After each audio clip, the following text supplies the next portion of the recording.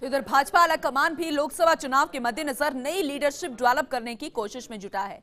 Plan है कि प्रदेश में प्रभावी और मजबूत चेहरों को संगठन में जगह दी जाए। और इसी बीच जब प्रदेश अध्यक्ष बदलने की चर्चा शुरू हुई तो मदन लाल सैनी ने ताल ठोकते हुए ऐलान कर दिया कि लोकसभा चुनाव उन्हीं के नेतृत्व में ही लड़ा जाएगा। ये खास रिपोर्ट देखिएगा।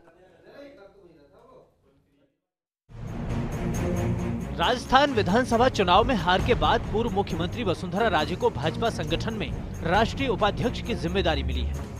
अब राजस्थान में नई लीडरशिप तैयार करने की रणनीति पर भाजपा आलाकमान काम कर रहा है। इसलिए ऐसे चेहरे पर मंथन किया जा रहा है जो वसुंधरा कैंप की सहमति और समर्थन से राजस्थान में भाजपा को फिर से सत्ता पर काबिज करके दिखा सके। राजनीतिक विश्लेषकों का मानना है कि 16 साल तक प्रदेश में भाजपा की एक छत्र नेता रही वसुंधरा राजे के व्यक्तित्व और आभा मंडल के सामने दूसरी पंक्ति का कोई नेता डेवलप नहीं हो पाया। इसलिए आलाकमान के सामने दूसरी पंक्ति के नेताओं को आगे लाना बड़ी चुनौती है।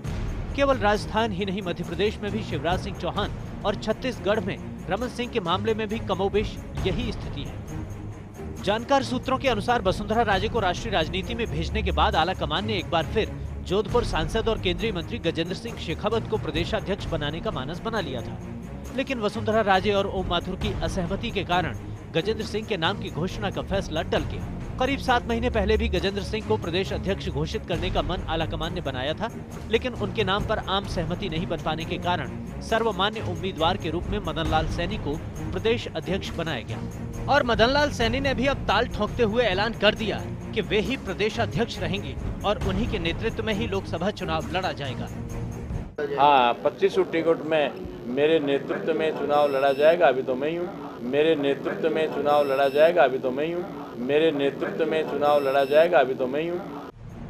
भाजपा से जुड़े एक नेता के अनुसार पार्टी में चुनावी हार के बाद प्रदेशाध्यक्ष को हटाने की परंपरा सामान्य तौर पर नहीं है। फिर भी राजस्थान में उपचुनावों में हार के बाद अशोक परनामी को अध्यक्ष पद से इस्तीफा देना पड़ा था। वैसे राजस्थान भाजपा अध्यक्ष के लिए राजनीतिक गलियारों में सतीश पूनिया, अर्जुन राम मेघवाल और ओम बिरला के नामों की भी चर्चा है। फिलहाल तब तक राजस्थान में मदन लाल सैनी के ही प्रदेशाध्यक्ष बने रहने की संभावना है। Bureau report, first India news.